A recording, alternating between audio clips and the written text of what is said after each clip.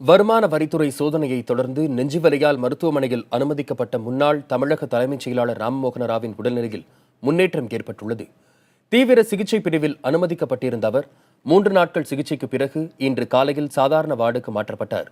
அவரது உடல்நிலை சீராக இருப்பதாக மருத்துவமனை வட்டாரங்கள் தெரிவித்துள்ளன.